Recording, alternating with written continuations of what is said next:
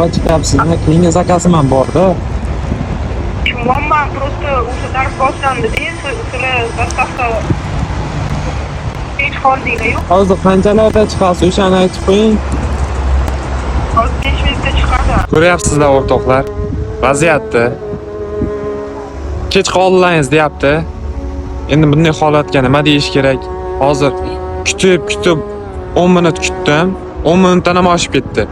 Hozir chiqyapti deganiga 10 minut bo'ldi, keyin yana 5 minut kutib turing deyapti. Xo'p deyapman. Kechikdinglar deyapti. Hozir menda ayb bo'lgani yo'q hozir kechikkanligi. Men vaqtida menga berilgan vaqtni olib kelib beraman. O restoran.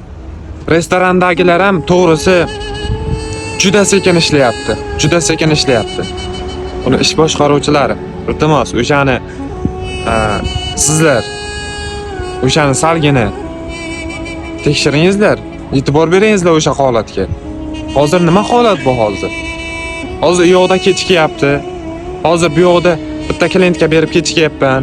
Keyingi klient ham menga gapirsa, o'rtada nima bo'ladi? O'rtada kam-kam vaqt sababli juda katta oqibatlarga olib keladi. O'shaning uchun o'rtoqlar, salgina sizlardan, klientlardan, mijozlardan salgina mas'uliyatli bo'ling. Men bu restoranda ish boshqaruvchilar, iltimos, ozgina e'tiborli bo'ling. Bittasi turish kerak, bittasi zakaz taxlash kerak. Bir kishi ham zakazga ham boyagidek zakaz taxlashga ham hammasiga bir kishi ulguryapti. Boyagi bechara chopib xizmat qilyapti, u ham ishchi-da. O'shaning uchun boyagi ishchilar sonini ko'paytiring.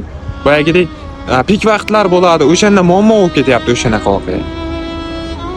O'shaning uchun salgina mas'uliyat his qilaylik o'rtoqlar. Salgina ozgina mas'uliyat his qilaylik.